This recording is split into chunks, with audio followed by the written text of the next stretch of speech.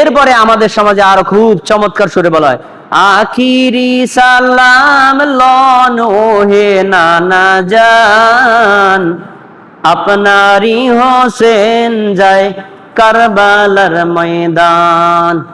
এই কত সুন্দর শুনতে, কিন্তু টোটালি মিথ্যা কথা, মিথ্যা কথা। এইগুলোতে আমরা মনে করি যে মুহররমের 10 তারিখ মানি হোসাইন রাদিয়াল্লাহু তাআলার মৃত্যুর ঘটনা, আর কিছু না। কিন্তু মুহররমের 10 তারিখের একটা ঘটনা 61 হিজরিতে ঘটেছে, এটা মুসলিমদের জন্য ঐতিহাসিকভাবে শিক্ষণীয়। কিন্তু মুহররম মাসের 10 তারিখ মানি যে এই হোসাইন রাদিয়াল্লাহু তাআলার মৃত্যু, এটা সত্য না। এইভাবে অনেক মিথ্যা তথ্য আমাদের মধ্যে ছড়ানো হয়। যাই হোক, তিনি গেলেন, যাওয়ার পরে এবার তিনি বলছেন, শোনো, তোমরা আমার কাছে 100 চিঠি পাঠাইছো, এই কারণে আমি তোমাদের সাথে সাক্ষাৎ করার জন্য আসছি। এখন তোমরাই আমার অস্ত্র শস্ত্র নিয়ে বাধা দিচ্ছ, ঠিক আছে, তাহলে আমি চলে যাই। তখন ওবাইদুল্লাহ ইবনে জিয়াদ বলো, আপনি এখান থেকে যাইতেও পারবেন না। তাহলে ঠিক আছে, তুমি আমাকে কুফায় ঢুকতে দাও, লোকদের সাথে কথা বলতে দেই, তুমি কথা বলতে কুফায় যাইতেও পারবেন না। তাহলে ঠিক আছে, আমরা এখন শিশু সন্তান নিয়ে আসি, খাবারের সংকট, পানিতে সংকট, তাহলে আমরা এই যে তোমরা নদীটা আটকায় রাখছো, দেখো নদী থেকে পানি পান করি, না পানিও পান করতে পারবেন না। কেন পারবেন না? এটা একটা ঘটনা বলি। আগে আমরা তো নৌকা চালাইতাম, তো কোন একজন ব্যক্তি যখন ধান খাতের মধ্যে নৌকা ঢুকায় দেয়, ধান খাতলা দেখছে, এই মেয়ে আমার ধান খাতের মধ্যে তোমার নৌকা ঢুকাইছো কা? ভাই সরি, ভুল হয়ে গেছে, ব্যাকে চলে যাই। কেন? তুমি ব্যাকেও যাইতে পারবে না। তো ভাই ভুল হয়ে গেছে, সামনে দা বেরোয় যায়, তো সামনেও বেরোইতে পারবে না। তো ভাই কর্ম কি, কিছু করতেও পারবে না। হোসাইন রাদিয়াল্লাহু তাআলা কি, তাকে ব্যাকেও যেতে পারবে না, সামনেও যেতে পারবে না, আর ওখান থেকে ফিরে আসতে দিবে না, করবে কি? তুমি এখানেই থাকবে। এখন ওখানে কি না খায় মরবে? কেন এই কাজটা করেছে? তখন সীমার নামে একজন ব্যক্তি ওবাইদুল্লাহ ইবনে জিয়াদকে পরামর্শ দেয়, ওবাইদুল্লাহ, তুমি কুফার শাসন হয়েছে কেন জানো? এই জন্য যে তুমি এই হোসাইন রাদিয়াল্লাহু তাআলাকে বাধা দেবা। এই জন্য তুমি যদি এখন হোসাইনকে মারতে পারো, ইয়াজিদ তোমার উপর এত খুশি হবে, হয়তো তোমাকে পরবর্তী খলিফাও বানাই দিতে পারে। তোমার কিন্তু একটা সুযোগ। এই সীমারের পরামর্শে ওবাইদুল্লাহ ইবনে জিয়াদ অবশেষে তাকে হত্যার সিদ্ধান্ত নেয়। এখন তাকে হত্যা করবে 4000 লোকের সাথে যুদ্ধ করে 51 জন লোক পারে?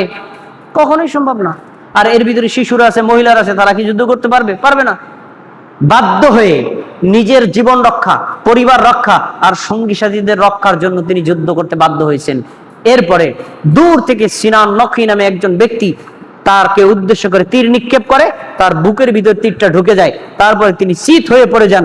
পড়ার পরে ওই সীমার নামক ব্যক্তি, যে সেনাপতি ছিল, বুকের উপর বসে তাকে জবাই করে দেহ থেকে মাথাটাকে আলাদা করে দেয়। ইন্না লিল্লাহি ওয়া ইন্না ইলাইহি রাজিউন। আলাদা করার পরে এই মাথাটাকে নিয়ে সে ওবাইদুল্লাহ ইবনে জিয়াদের কাছে দেয়, এই যে নাও, তোমার শত্রু নাও। তখন ওবাইদুল্লাহ ইবনে জিয়াদ, হাদিসে আছে, ওবাইদুল্লাহ ইবনে জিয়াদ নিজের হাতের একটা ছড়ি দিয়া, মানে একটা খড়ি দিয়া বা যে কোনো কাঠি দিয়া হোসাইন রাদিয়াল্লাহু তাআলা আনহুর ওই কর্তিত মাথার নাকের উপর আঘাত করে আর বলতে থাকে, মা রাআইতু মিসলা হাসানান হাযা, এই লোকটার চেহারা এত সুন্দর, এই লোকটার চেহারা এত সুন্দর, আমি কোন মানুষকে এত সুন্দর দেখি নাই। সুবহানাল্লাহ। কেন? আনাস রাদিয়াল্লাহু তাআলা আনহু বলছেন, হোসাইন রাদিয়াল্লাহু তাআলা আনহুর প্রশংসা করার কারণ ছিল হোসাইন রাদিয়াল্লাহু তাআলা আনহু দেখতে আমাদের নবীর আকৃতির সাথে অনেকটা মিল ছিল। সুবহানাল্লাহ। তাকে হত্যা করো। এখন আমরা এই যে ইতিহাসটা বললাম, অনেক বড় ইতিহাস, সংক্ষেপ করে বলছি, কোথায় আছে? তারিখে তাবারিতে। এই ইতিহাসগুলো বিশুদ্ধ। আর আমাদের কাছে প্রচার করা হয়েছে কি? হোসাইন রাদিয়াল্লাহু তাআলা আনহু হত্যা করেছে ইয়াজিদ, অথচ ইয়াজিদ হলো সিরিয়ায়, ঘটনা ঘটছে হলো ইরাকে, বহুদূর। এই হত্যার সাথে ইয়াজিদের সরাসরি কোনো সম্পৃক্ততা নাই।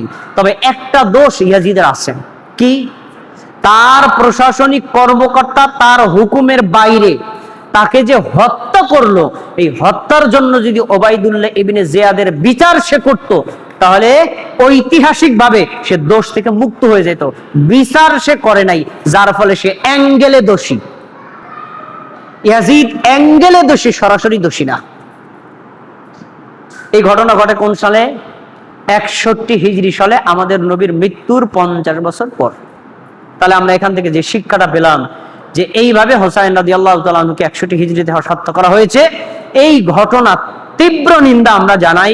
যে ঘটনা যারা ঘটিয়েছে আল্লাহ তাআলা তাদের উপযুক্ত যা তাদের শাস্তি দেওয়ার তা দিবে, আর যারা সেদিন শাহাদাত বরণ করেছিলেন আল্লাহ তাআলা তাদের সবাইকে জান্নাতুল ফেরদাউস দান করেন, বলেন আমিন। এখন গুরুত্বপূর্ণ শিক্ষা, এই দিন উপলক্ষে আমাদের করণীয় কি? আমাদের করণীয় তীর নিবেন, পল্লম নিবেন, যুদ্ধের মহড়া দিবেন, ঘোড়ালিয়া পরাই দিবেন, আমি হোসাইনের সৈনিক, আর না হলে হোসাইনকে মারা হয়েছে নিজের গায়ে রক্তাক্ত করবেন, হাই হোসেন বলে লাফালাফি করবেন, আর নাহলে হোসাইনের নামে কেক পাউরুটি তৈরি করবেন, হোসাইনের জন্মের কেক তৈরি করবেন, হোসাইনের নামে কবর তৈরি করবেন, সেখানে রুকু সেজদা দিবেন, তারপরে সেখানে ভোগ বিলাস করবেন।